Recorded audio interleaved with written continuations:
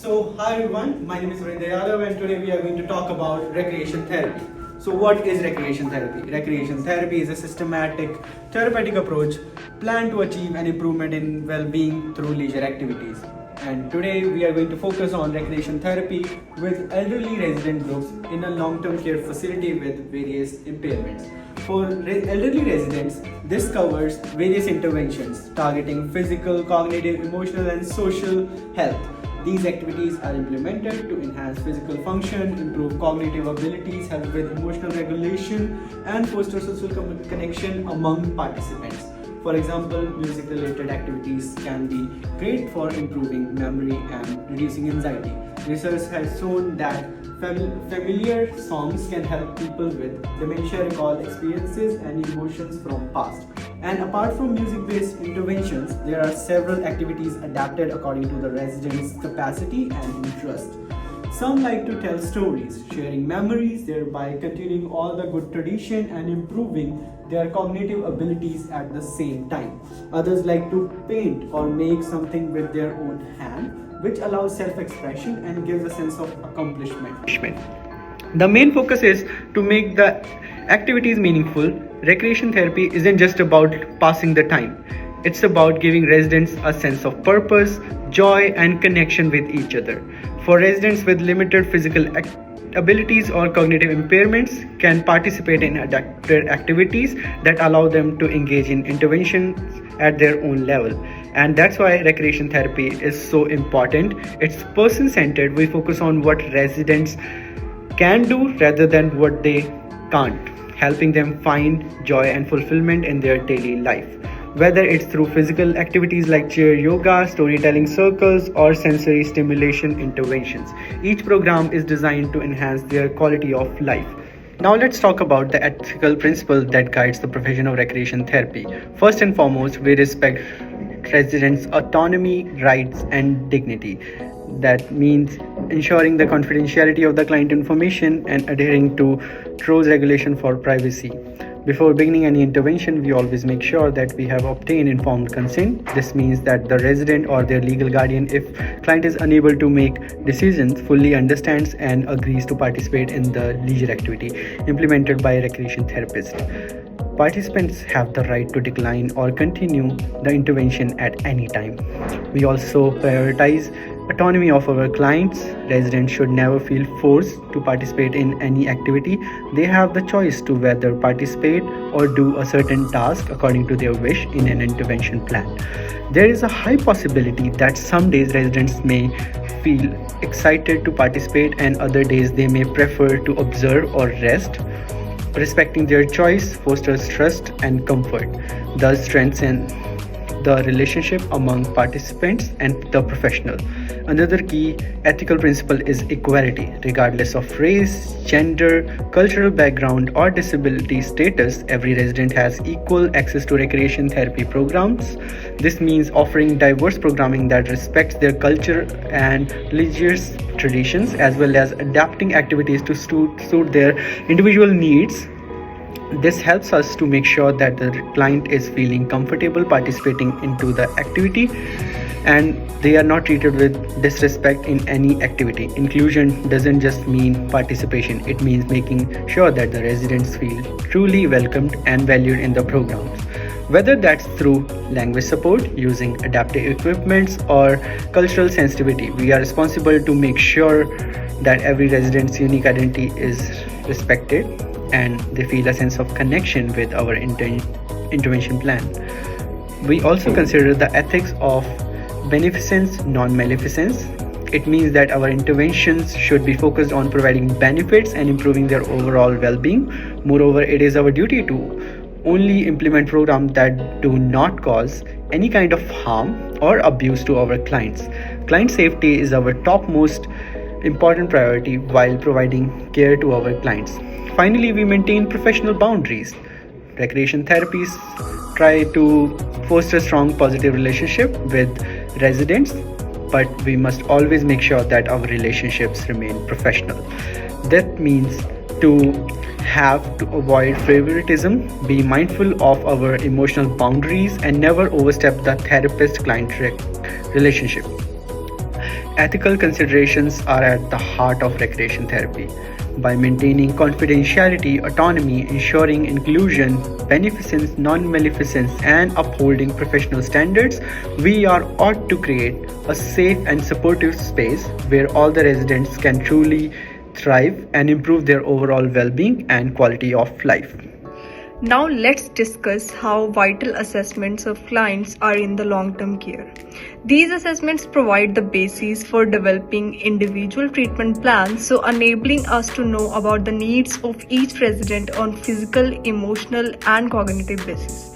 For older adults, it becomes quite crucial since nearly all the residents have a complex health conditions. We can use the assessments to identify priorities for intervention.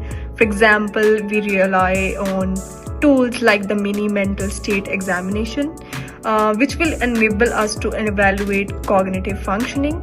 This is quite critical for those residents who are suffering from dementia or memory loss. यार मेरा move नहीं हो रहा.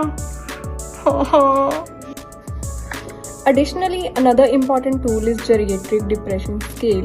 Especially when it comes to mood, depression is often not diagnosed among older adults. So this tool identifies early signs so we can adequately intervene.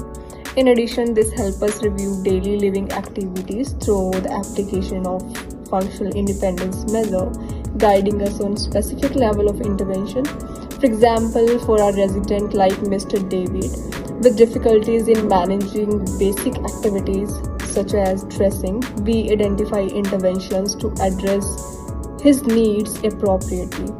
Definitely, then we consider the resident's interests, and that's where the lesser interest measure would come in. That helps tailor activities to what they enjoy. For example, Mr. Harris has limited mobility and prefers music. Therefore, we can also incorporate musical activities to keep him engaged and help him socially interact. Putting these standardized tools together with the interviews from caregivers provide us with the fullest picture of the needs of the resident. Once we have the assessment data, we can begin to establish SMART goals. These, of course, are specific, measurable, achievable, relevant, and time-bound. For example, this is a goal for a resident like Mr. Carter who has problems with mobility. In 6 weeks, Mr. Carter will participate in chair yoga 3 times a week to improve flexibility and mobility. This gives us a clear time-bound target. It is also about ensuring that the goal is in keeping with the needs and preferences of the resident. Once the goals are set, we move into intervention strategies. For example, reminiscence therapy. In fantastic for residents like Mr. Lee, who enjoys talking about the past. We use photos, stories to trigger memory recall and encourage conversations. This works both cognitively and emotionally as it connects residents to their past and boosts self-esteem. And then, of course, there is a pet therapy, which is great for those who are feeling anxious or depressed. The interaction with animals helps to reduce stress, hence improving their emotional states, especially among those with dementia. The bottom line is always to improve our residents, both psychologically and physically. Using comprehensive assessments like SMART goals and individualized interventions provides a holistic care plan that indeed enhances their quality of life. Personalized care deriving from these assessments and interventions makes all the difference in the overall well-being of residents. Let's discuss evidence-based practices. This implies that the activities we implement in recreational therapy are not just arbitrary, rather they are supported by scientific evidence and are proven effective. Consider this. If you were developing a therapy program, wouldn't you prefer utilizing methods that are demonstrably effective? This is exactly why we have done research which indicates that recreational therapy enhances physical health, emotional wellness, and cognitive abilities. Now let's talk further about the research studies that have proven that recreational therapy helps the individuals with various illnesses through fun interventions. In the study done by A.O. Busari on the impact of recreational therapy intervention on festive stress showed that recreational therapy interventions were really helpful in reducing the festive stress. Moreover, individuals in any healthcare facility, regardless of the duration of the stay, require some type of recreational program to ensure that the recreational program is effectively incorporated into patients' rehabilitation. A range of recreational equipment and qualified staff for planning and overseeing the activities are essential. Furthermore, the next study examined the impact of recreational therapy interventions on intrinsic motivation and holistic functioning among the adults at a substance use treatment facility. The results suggested that recreational therapy interventions utilizing a self-determination framework improves participants' intrinsic motivation and holistic functioning in a substance use treatment setting. All this research was done to provide evidence that recreational therapy indeed helps individuals with their holistic recovery process. Now let's discuss client-centered care, which essentially means putting the client at the forefront. Recreational therapy should never follow a one-size-fits-all model. Consider a client who has a passion for music but finds communication challenging. It makes perfect sense to use music therapy as a way for them to express their feelings, right? That is the essence of client-centered care, creating interventions tailored to clients' interests and requirements. Customizing interventions for clients, promoting active engagement of clients are some of the examples of client-centered care. Let's shift our gears with another topic and focus on inclusion and diversity. Recreational therapy must be accessible and welcoming to everyone, regardless of their background, culture, or ability level. So, how can we ensure our programs are genuinely inclusive? Here are some important strategies. First is adapting activities for various abilities. Since individuals have different physical and cognitive abilities, we modify games, sports, and creative activities to accommodate each client's requirements. Next is embracing cultural sensitivity. Therapy should hold significance for all clients for them to want to participate. It should be meaningful for them, so we incorporate a variety of traditions, customs, and celebrations into our programming. At last, guaranteeing physical accessibility. This involves providing items like ramps, adaptive equipment, and assistive technology to ensure that everyone can participate. So now we will talk about safety and risk management. Safety is paramount in long-term care setting. Before we begin any physical activities, we always conduct a throughout fall risk assessments for each resident. These include evaluating their mobility, balance, and medical history to assess how likely they are to fall. Based on this, we tailor our exercises to suit their abilities, ensuring we don't push them too hard but still offer enough challenge for improvement. In addition to risk assessments, we provide adapted equipment to assist with mobility. For example, walkers, cans, and grab bars are commonly used to help residents move more independently and reduce the risk of falls. Our staff is trained to ensure that these tools are used correctly and that residents are comfortable with them. It is also important that we supervise all activities to prevent any accidents, right? And having the right equipment is only one piece of the puzzle. We also ensure that emergency protocols are in place. For example, we always have an automated external defibrillator available and ensure that our team is well trained in first aid and CPR. This way, in the event of a medical emergency, we can respond immediately and appropriately. Staff supervision is critical, especially during physical activities. We closely monitor residents not just for physical signs of distress but also for any emotional discomfort. For example, if a resident is starting to feel fatigued or overwhelmed, we can intervene before things escalate. By proactively managing risk through these assessments, providing mobility aids, maintaining emergency readiness, and ensuring proper supervision, we create a secure environment. This allows residents to confidently engage in activities, knowing that safety is always our priority. So, now we will talk about documentation and evaluation. Documentation is crucial for tracking residents' progress. We keep detailed logs for each resident, recording not just their participation in activities but also observations about their engagement. For example, if we might note how much they enjoyed a particular session or any physical limitations that affected their ability to participate, these logs helps us assess how well the residents are responding to our programs. These records gives us a clear picture of residents' progress over time. If residents show a consistent improvement in mobility or mood, we can confidently build on those activities. But if they seem disengaged or experience setbacks, we can adjust our approach.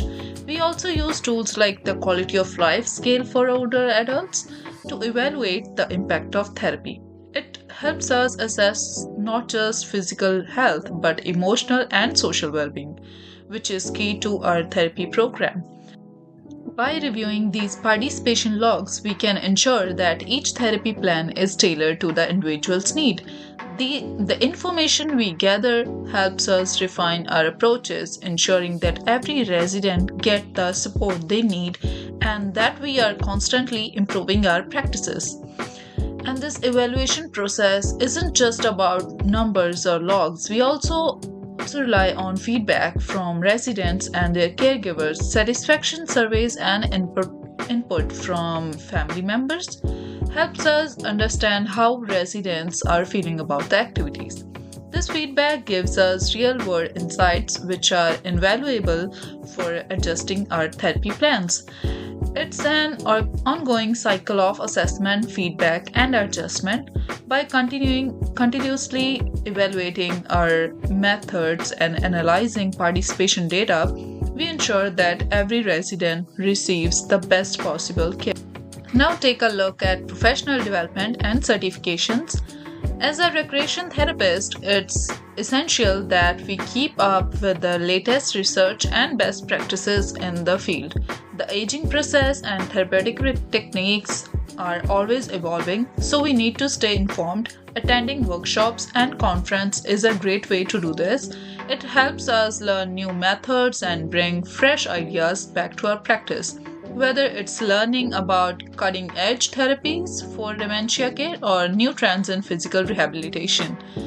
Staying current allows us to provide the most effective care possible. It's not just about learning new techniques, it's also about ensuring that we meet high professional standards. That's why certifications like Certified Therapeutic Recreation Specialist are so important. This certification, offered by the National Council for Therapeutic Recreation Certification, is a way of demonstrating that we have met rigorous standards and have the knowledge and skills necessary to offer quality therapeutic services. These certifications are not only beneficial to us as professionals, but they also help build trust with the residents and their families. When they see that we have earned specialized credentials and are committed to staying updated on the latest practices, it reassures them that they are in good hands. In addition to certifications, professional organizations like the American Therapeutic Recreation Association play a key role in our development. These organizations offer opportunities to network with other professionals, share ideas, and access resources that keep us at the forefront of the field. They also offer continued education, which is vital for us to remain effective in our roles. Continued learning helps us enhance our skill and adapt to learn challenges in the field. The more knowledge and experience we gain, the better we can serve our residents. It also helps us to continue delivering programs that improve the quality of life for those in our care. At the end, the day, ongoing education and certification ensure that we are always prepared to offer the best care possible. It's about building trust, improving our practice, and most importantly, enhancing the lives of the residents we serve. At the end of the day, ongoing education and certifications ensure that we are always prepared to offer the best care possible. It is about building trust, improving our practice, and most importantly, enhancing the lives of the residents we serve.